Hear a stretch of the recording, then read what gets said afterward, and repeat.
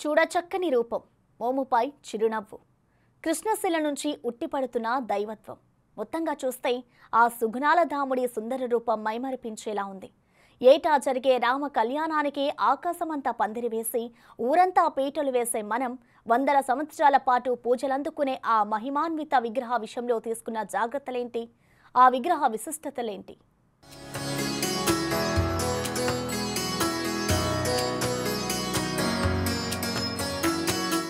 చేతిలో బంగారు బాణం, విల్లు, మకర తోరణంపై దశావతారాలు, హనుమ గరుత్మంతుడు తోడుండగా కమలపీఠంపై కొలువు తీరిన శ్రీరామచంద్రమూర్తి.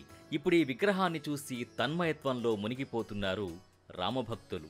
తమ 500 ఏళ్ల నిరీక్షణకు వీడ్కోలు పలుకుతూ అనుగ్రహించేలా ఉందని చెబుతున్నారు బాలరాముడి విగ్రహం.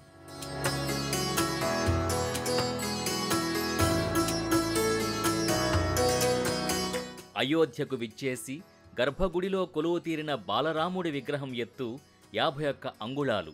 విల్లంబులు చేతబట్టి కమలంపై నిల్చుని ఉన్నాడు బాలరాముడు. ఈ విగ్రహాన్ని డిజైన్ చేసింది వసుదేవ్ కామత్.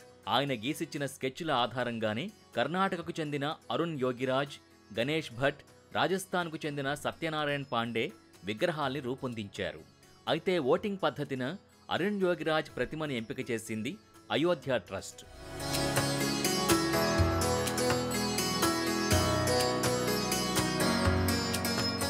కర్ణాటకలోని కాకర నుంచి శిల్పి అరుణ్ కుమార్ కృష్ణశిలని సేకరించారు. దానినే బాలరాముడిగా తీర్చిదిద్దారు.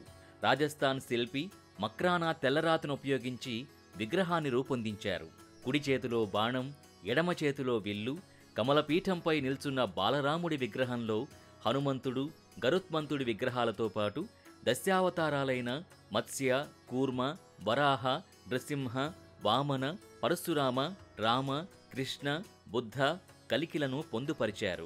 వీటితో పాటు ఓం, స్వస్తిక్, శంఖం, చక్రంతో సూర్య భగవానుడిని చూడచక్కగా రూపొందించారు. 51 అంగుళాల పొడవుతో అయోధ్య రామయ్య నిలువెత్తు రూపం ఇప్పుడు కనువిందు చేస్తోంది.